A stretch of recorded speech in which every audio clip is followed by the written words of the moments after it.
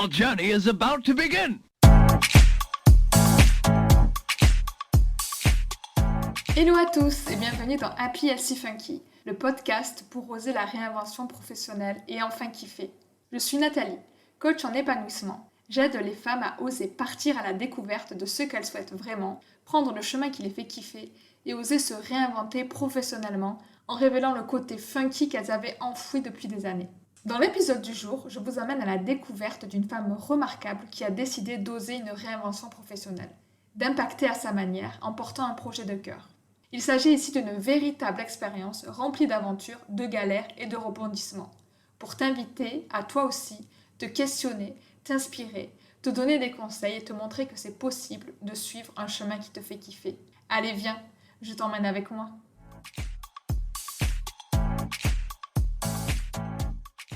Aujourd'hui, je reçois Julie, un petit bout de femme pleine d'énergie et de détermination. Après une carrière dans les médias pendant 12 ans, Julie a soif de liberté et décide de prendre la mer pour proposer des croisières en bateau. À son retour, elle ouvre une maison de campagne éco-responsable à 2 heures de Paris avec son mec, comme elle aime l'appeler. Aujourd'hui, elle est multicasquette. Elle se dit chef d'entreprise et elle est aussi aux commandes de la cuisine de son restaurant après s'être formée à l'école Ducasse.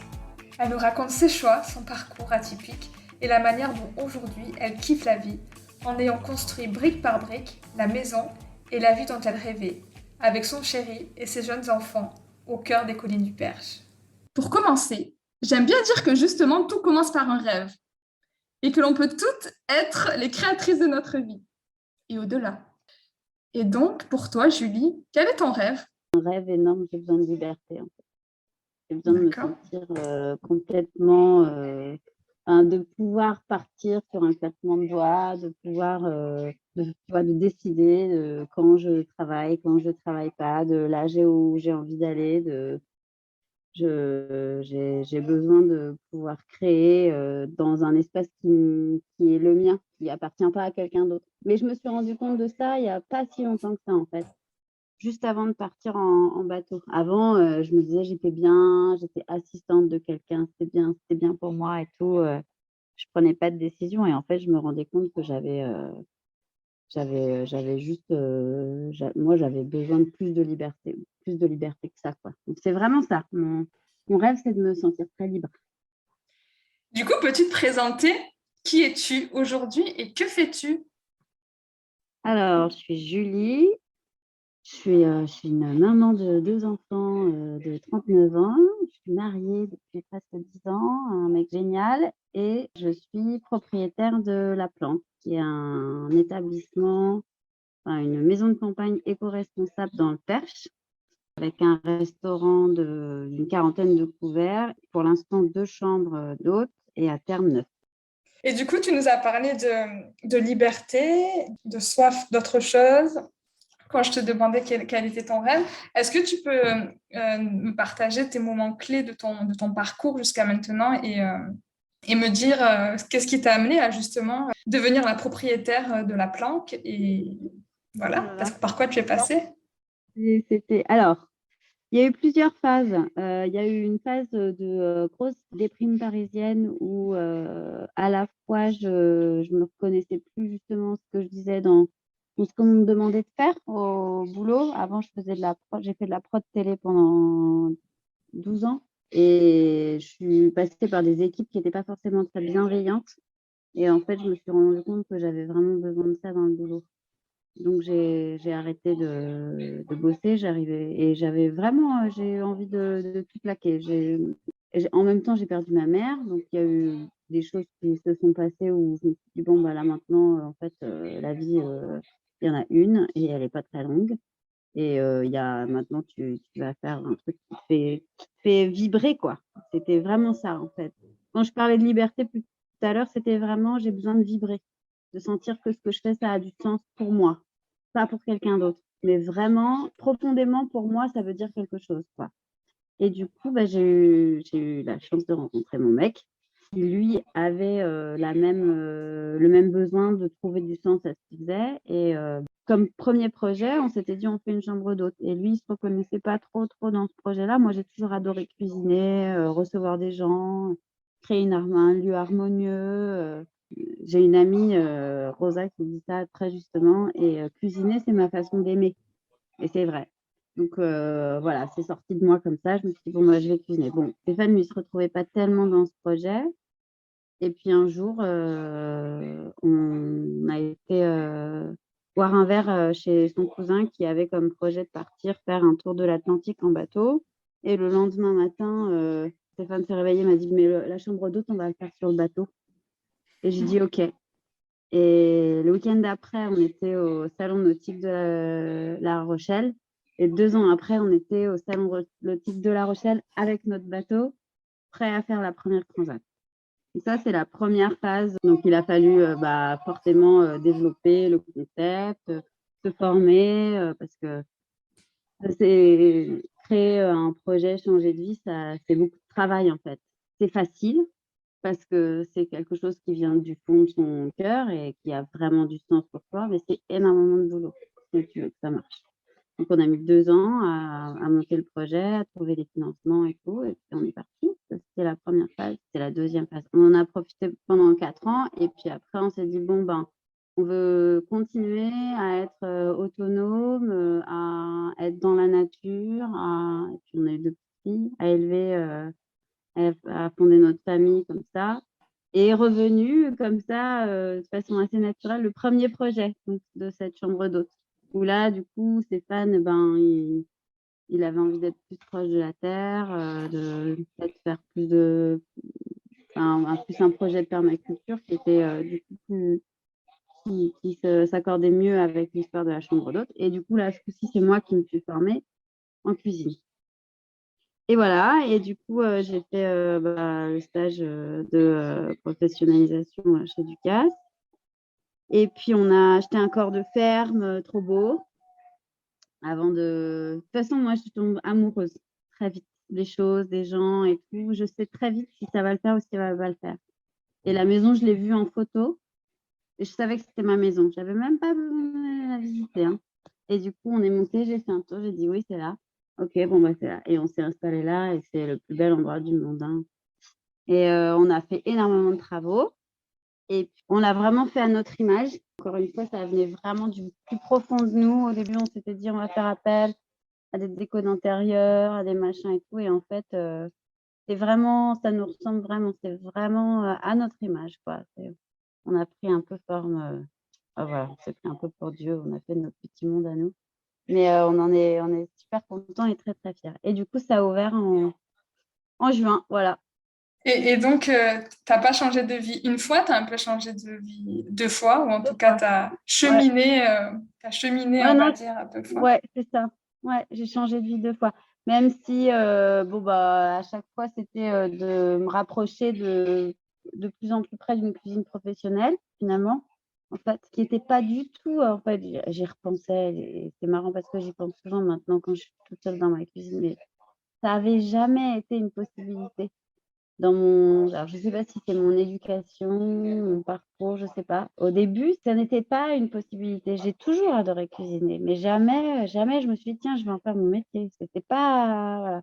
C'est moi qui me suis dit, si, en fait, c'est ça que tu aimes vraiment faire au fond de toi. C'est ça qui te fait vibrer.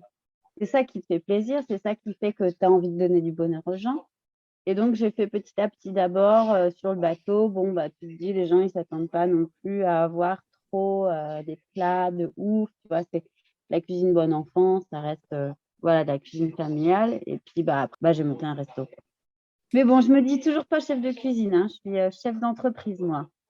Bah oui, j'allais rebondir sur ça parce que tu t'es présentée en propriétaire de la planque et pas forcément Ouais. en propriétaire, chef cuisinière, créatrice d'intérieur, de la déco, de tout, parce qu'au final, tu es hyper multicasquette. Bah, c'est le principe du chef d'entreprise, en fait. C'est ça qui est génial. C'est toute puissant, c'est vrai, hein. C'est vraiment ça, quoi. Ouais, ouais, non, on a tout fait. C'est notre bébé. Enfin, c'est ça qui est génial quand tu travailles pour toi et que tu décides d'être libre dans ton travail. Tu es un peu Dieu sur ton projet, quoi. C'est vraiment ça, hein. Tu décides de tout. Voilà. Et donc, on a effectivement décidé de tout dans notre maison. Chaque chose qu'on regarde est un choix. Donc, il faut être capable de faire des choix tout le temps, hein. Tout le temps, tout le temps. Et du coup, pour parler de choix, effectivement, Tu me disais que la cuisine, c'est pas quelque chose que tu avais envisagé, c'est plus un cheminement qui est venu petit à petit parce que c'est pas quelque chose que tu avais envisagé quand tu étais plus tôt dans ta carrière ou plus jeune. Mais qu'est-ce qui t'a fait qu'à un moment, t'as osé passer à l'action et te dire, bah, je tente partir sur un bateau et faire la cuisine et faire ma maison d'hôte en bateau.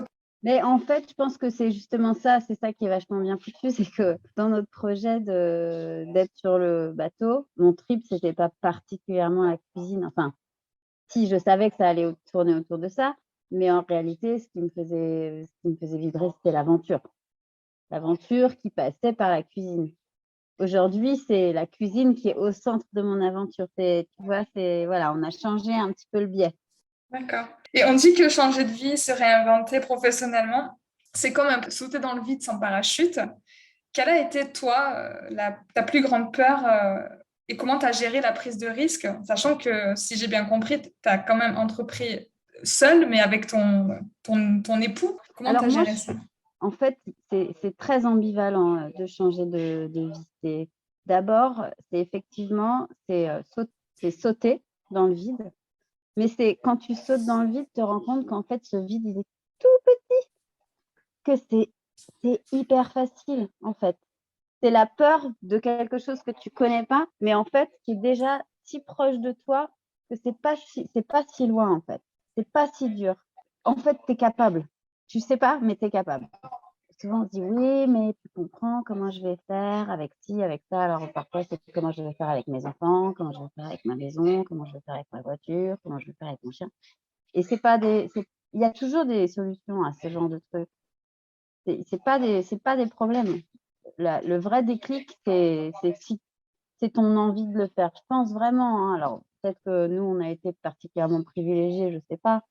Mais je pense que on dit c'est sauter dans le vide, mais c'est vraiment ça.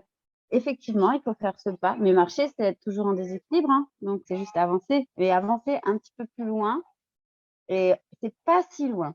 Le truc, c'est que nous, on est partis en bateau. Donc, bon, voilà, je pense que c'est plus d'ordre technique, les problématiques qu'on a eues, les choses les plus compliquées à gérer. Et on a eu à gérer de ne pas mourir, par exemple, au milieu de l'océan. Voilà, on en parlera une autre fois. Mais voilà, sur le bateau, ouais, c'est plus des problématiques de cet ordre-là. Du coup, vous avez sauté en mer et en plus avec votre bateau. Et vous êtes en plus parti de là où vous étiez installé avant. Et comment est-ce que vous avez fait pour gérer le jugement extérieur de quand on change de vie, de quand en fait on s'attend qu'on soit installé et que vous partez comme ça à l'aventure? Souvent, les gens, ils nous disent ah, mais vous êtes des fous, qu'est-ce que. Ah, non, vous y connaissez rien. Et en fait, je crois que ça me plaisait, moi. Les gens pensent ça. Je trouvais que c'était génial. Ah, mais vous êtes des malades. Et puis bon, on partait sur un espèce d'énorme bateau, habité dans les Caraïbes, tu vois, et on avait besoin de bosser concrètement 20 semaines par an pour que notre business model il fonctionne, tu vois. Donc, on partait quand même pour une vie un peu de rêve. Et je me souviens, moi, d'un mec que j'avais rencontré. On était là, on pavanait un petit peu avec Steph. Tu sais, on était quand même t'es très fier, en fait, quand tu arrives à passer le cap. Donc, finalement, que les gens, ils te disent, mais vous êtes des malades et tout. Si toi, tu crois en ton projet, tu te dis, bah ouais, je suis une malade. Et what, tu vois, peu importe. C'est mon projet, je le porte, il me fait vibrer. Que toi, tu me dises que je suis une starbée, bah, ça me conforte en me disant, bah ouais, on y va, quoi. On n'a pas peur, on les met sur la table et on fonce. Et un jour, il y a un mec qui me fait, mais ça me fait pas du tout envie, votre truc. Mais alors, mais pas du tout. Et j'étais là, ah ouais, il y a des gens qui trouvent pas ça cool. Bon. Et moi, je trouve ça génial. Enfin, je veux dire, à chaque fois que tu te confrontes à quelqu'un, ça te renforce dans ton idée que ton projet, c'est le bon. Bon, après, les parents, c'est toujours un petit peu compliqué d'avoir besoin de se justifier quand les gens sont pas très bienveillants autour de toi. Ça, c'est dur. Mais les gens qui sont bienveillants autour de toi, qui croient en toi, il y a pas tellement de conflits. Tu n'as pas forcément besoin de te justifier. Mais c'est vrai que ça fait le tri dans les gens qui sont bienveillants ou pas, quoi. On parle souvent quand on change de vie comme ça de faire le premier pas avant de franchir la montagne. Et toi, encore une fois, tu as changé 2 fois de vie. Le premier pas, c'était aller en mer directement. Ouais. Et après, quand tu es revenu pour le projet de la planque, de ta maison d'hôte éco-responsable, quel a été le premier pas où tu t'es dit, bon, ben, on revient de cette première aventure, et on refait un autre pas dans la direction du projet qui nous fait vibrer? Alors, quel a été le premier pas? C'est d'acheter ma maison. Il a fallu que je trouve une boîte à mon projet. D'accord. Ouais, c'était vraiment ça. Mais en fait, le truc, c'est qu'avec Stéphane, on est déjà en train de penser au projet d'après. Donc, le projet d'après est en réflexion au moment du projet d'avant. Donc, en fait, quand on était sur le bateau, on était déjà en train de réfléchir à ce qu'on allait faire après. Donc, c'est comme une continuité, quoi. Maintenant, on est une équipe et on va aller de projet en projet. Donc, on va changer de vie tous les 5 ans, quoi. Enfin, ce sera la façon dont on va fonctionner, clairement. Peut-être là, il faudra que je reste un peu plus longtemps. J'ai déjà envie de partir. Tu es vraiment t'as le profil d'une aventurière et d'une réinventeuse professionnelle.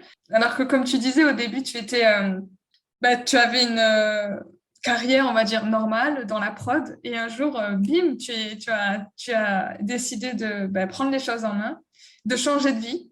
Et ce que je vois, c'est que quand on change de vie, ça se fait rarement seul, même si c'est des projets solo, et toi en plus, c'est pas un projet solo, c'est un peu un projet de couple. En plus de ton mec, est-ce que tu as eu d'autres guides ou d'autres personnes qui ont été vraiment des belles rencontres dont tu voudrais partager pour les personnes qui veulent aussi se réinventer, de qui tu t'es fait accompagner, quelle a été un peu ton équipe de cœur pour te guider dans la réalisation de ton projet? Je pense que alors, là, aujourd'hui, quand je pense, à la cuisine, il y a évidemment, Ali et Rosa qui ont toujours été, hyper présents. C'est vrai qu'on a une super équipe. Il y a aussi Sven et Marianne qui sont aussi un autre couple de restaurateurs qui nous ont vachement aidés. En fait, j'ai fait un 1er dîner test, à la planque en ouverture et j'ai invité, Sven et Marianne qui sont des amis très, très proches, qui étaient proches, mais et un peu du sérail, donc leur réaction était importante et qui sont devenus des amis plus proches. Et il y a Sven, qui est chef à la base, qui est venu et qui en sortant du dîner, et c'est des gens très honnêtes, en fait. C'est surtout ça qui est le plus important. Et il m'a dit: «Julie, tu fais pas ta cuisine du tout. C'est pas toi. J'ai déjà goûté ta cuisine, c'est pas toi. Si tu veux pouvoir te faire plaisir, il faut que tu sois toi-même et que tu fasses quelque chose qui te fait vraiment plaisir». Bon, donc ces personnes-là, c'est des gens je pense que les gens les plus authentiques, en fait, les gens qui sont très vrais, qui te disent la vérité, qui ne font pas tourner autour du pot, ils font forcément partie de ton cœur de gens importants.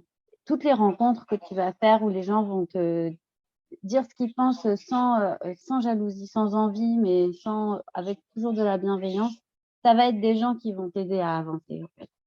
Que ce soit que tu les rencontres pendant une soirée ou que tu les côtoies tous les jours, c'est pas forcément, je sais pas comment dire.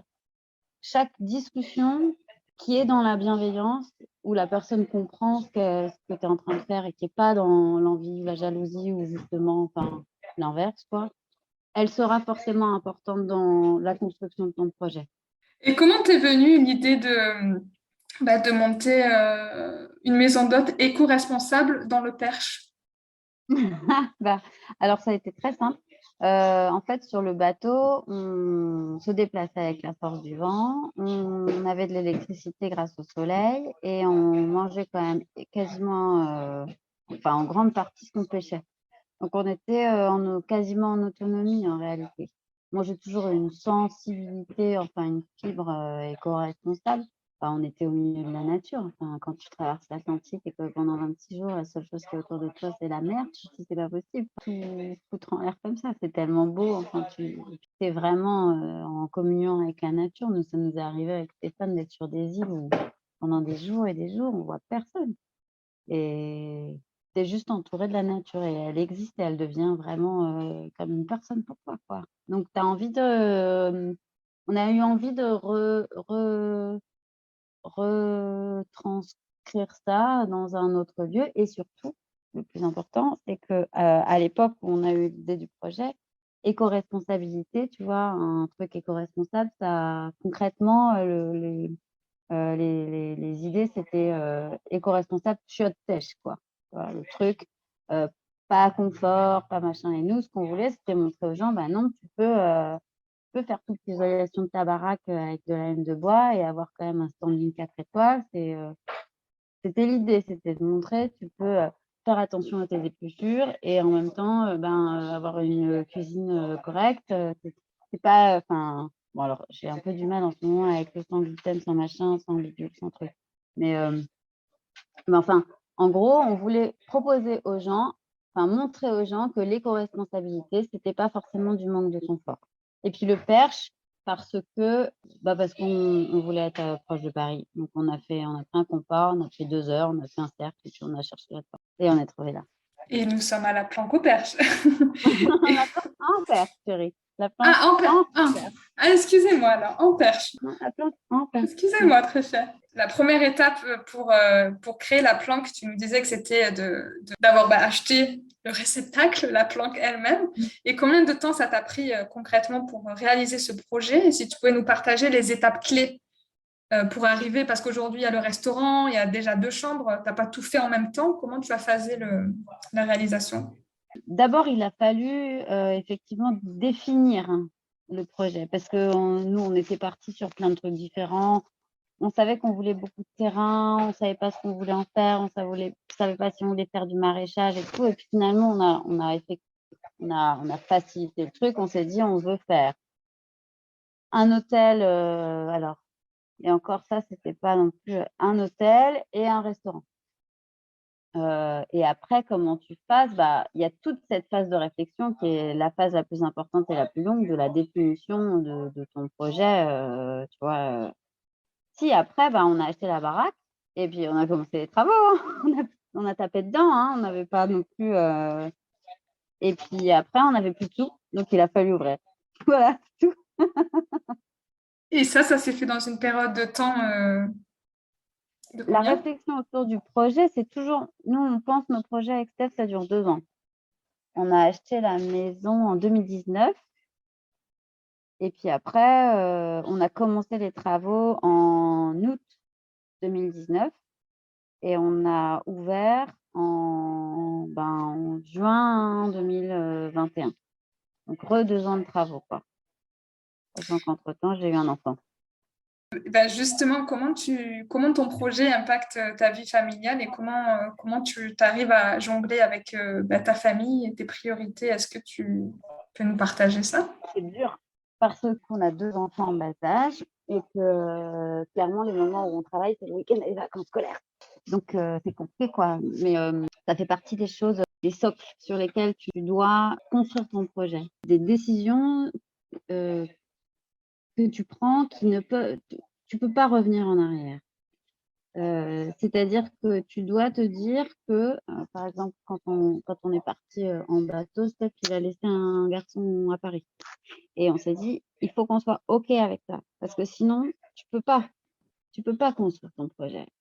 Tu vas revenir tout le temps, réfléchir tout le temps, te dire que tu as déconné et tout. Donc là, c'est pareil, les filles, on se dit: week-end, on n'est pas là, vacances scolaires, on n'est pas là. Bon, ça ne nous empêche pas de prendre une semaine de vacances et tout, mais c'est des stocks sur lesquels tu construis ton projet. Tu te dis: «Bon, je suis d'accord avec ça et sinon je peux pas avancer, en fait. Sinon je peux pas passer la main». En fait, c'est des marches sur lesquelles tu montes et tu montes et tu montes. Donc cette marche-là, il faut que tu sois d'accord. OK, je suis d'accord. Ça fait partie de mon truc. C'est pas l'idéal, mais ça peut pas être autrement. Donc le week-end et les vacances, je suis pas avec mes gamins et ça me va. Voilà. Peut-être ça te va pas au fond de toi, hein, mais il faut que tu te dises que ça te va parce que sinon, c'est ingérable. Enfin, moi, c'est comme ça que je fais. Je trouve d'autres moments. Alors, je trouve lundi, mardi, mercredi, je passe du temps avec et je me dis que je passe, presque 2 fois plus de temps avec elle que n'importe quel parent qui pousse ses gamins à 7 heures à la garderie et qui va les chercher à 18 heures.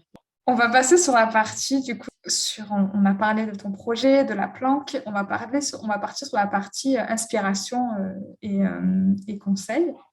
Pour toi, quelle est la définition de la réussite? La réussite, c'est quand tu es heureux. Parce que ça veut dire quoi la réussite? La réussite financière, tu es content, hein? Mais bon, c'est pas ça qui fait que tu as des papillons dans le ventre, ou que tu regardes le monde avec bienveillance. Qu'est-ce que tu préfères aujourd'hui dans ton quotidien ou dans ton métier? Parce que les deux sont quand même un petit peu mêlés. Il y a deux choses. Il y a effectivement, quand tu vas faire le tour des tables et que les gens sont contents de ce qu'ils ont mis dans leur assiette. Et le soir, après, quand tu bois un coup avec ton équipe, ou en l'occurrence avec mon mec, et que tu as la satisfaction du travail bien fait. Ça, c'est le kiff.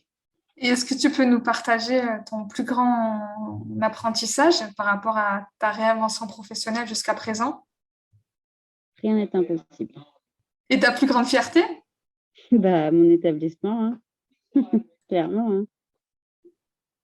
Est-ce que tu as des conseils alors à partager par rapport à des personnes qui voudraient se lancer et se réinventer? Il faut se faire confiance. Ça passe par là, clairement. Et je pense que ça passe aussi par beaucoup de travail, en fait, finalement. Quand on disait qu'on partait en bateau, faire une chambre d'hôte dans les Caraïbes et tout, ils avaient l'impression qu'on partait la fleur au fusil. Mais on a mis 2 ans à le monter, le projet, hein. On a benchmarké de ouf. On a, on a vraiment bossé. Voilà. Il faut trouver un bon positionnement, savoir si le marché est saturé ou pas. Faut bosser en amont, hein. Et puis après, faut se faire confiance. Faut travailler et se faire confiance. Et au-delà de la confiance, est-ce que tu as une phrase fétiche, un mantra ou une phrase inspirante qui t'a aidé sur ton chemin? Je m'encourage moi-même. Je me dis, allez Julie, allez Julie, allez. Ça m'aide. Mon Ah, mantra, j'en ai un, c'est force et honneur. du coup, on va passer au funk des idées. Le funk des idées, c'est en fait une partie où on tord le cou aux idées reçues sur la réinvention professionnelle. Ouais, Le concept, c'est qu'en fait, tu complètes les phrases avec ce qui te passe par l'esprit, en toute simplicité. Avant de me lancer, j'aurais jamais pensé que j'irai jusque-là. ma plus grande peur, c'était De m'emmerder dans la vie. j'ai mis longtemps à me décider, mais je l'ai fait. J'ai Je mets jamais vraiment longtemps à me décider. très bien. Je me suis peut-être un peu précipitée en faisant Non, non. Précipité? Non, ça marche pas avec moi, ça. très bien. Ben voilà, ça peut être ça. On tord le coup aux idées, tu vois. Et même Non, si je suis une femme et une maman super occupée, j'arrive à prendre du temps pour moi quand jamais. très bien. Pour finir, ce podcast s'appelle Happy Healthy Funky. Ose la réinvention professionnelle pour enfin kiffer. Est-ce qu'il y a quelque chose qui te rend happy aujourd'hui dans ta vie de femme, maman et entrepreneur? Ma vie de femme, maman et entrepreneur. En Justement, entier. ce combo. Ouais. Super. Ah ouais, ouais. Pardon. Est-ce qu'il y a une habitude healthy de ta vie de femme que tu veux nous partager? Je suis tellement pas healthy. Ça, c'est top. Ça peut être ça le truc. Et Non, qu'est-ce non, je bois trop, je fume trop, je suis pas healthy du tout. Qu'est-ce que je fais? Je saute des repas. Non, non, non. Qu'est-ce que je fais? Non, non. Je fais trop de raclette, là. J'ai pris que du fromage à raclette. Mais healthy, quand même, tu consommes tous tes ingrédients qui viennent de ton jardin, quand même, non? Ah non, mais bien sûr, évidemment. Par Mais contre, sur ça peut tous être mes ça, healthy produits, aussi, hein. ouais. Mhm. Ouais, non, non, je fais attention à tout ce que je mets dans l'assiette. Je n'utilise absolument jamais aucun produit transformé. Jamais, jamais, jamais. Mais ça, c'est super healthy. Oui, c'est vrai. Qu'est-ce qui est le plus funky dans ton quotidien aujourd'hui? Je crois que c'est moi qui suis super funky. Tu vois? Non, mais tu vois, c'est ça. C'est la façon dont tu vois la vie, hein, qui fait que c'est funky ou pas. Donc, mon quotidien, je suis sûre que quelqu'un d'autre le vivrait, il le trouverait trop relou.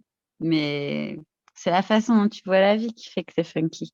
Et qu'est-ce que tu kiffes aujourd'hui et que tu ne pouvais pas faire dans ta vie d'avant? Je pouvais pas me projeter sur mon projet, ça sort vraiment de ta tête, quoi. C'est vraiment quelque chose qui naît. C'est comme un bébé, hein. C'est vraiment comme un bébé. Ça germe, ça grandit, ça bouge, tu te projettes, tu te trompes un peu dans tes projections et puis un jour, ça naît, quoi. C'est vraiment fou. Est-ce que tu as une actualité par rapport à ton activité, par rapport à la planque que tu voudrais nous partager? Ben, on a nos chambres là qui sont prêtes déjà pour cet été, mais on espère faire une belle saison. Donc, venez donc vous joindre à nous. Et où est-ce qu'on peut te Mais retrouver? ouais. Ah, sur Insta. On est sur Insta. Hashtag la planque en perche. La planque en perche. Ça fait 2 E l'un à côté de l'autre, planque et en, mais ça marche quand même. Bah, merci beaucoup, Julie, pour ce partage. Avec plaisir. Merci beaucoup d'avoir écouté cet épisode. J'espère qu'il t'aura aidé à avancer sur ton chemin où que tu sois. N'hésite pas à venir me faire un petit coucou sur Instagram @happysfunky, à télécharger ton guide pour avancer vers ton chemin de kiff. Et surtout, si cet épisode t'a plu, n'hésite pas à me laisser un avis 5 étoiles afin de faire connaître Happy Funky au plus grand nombre.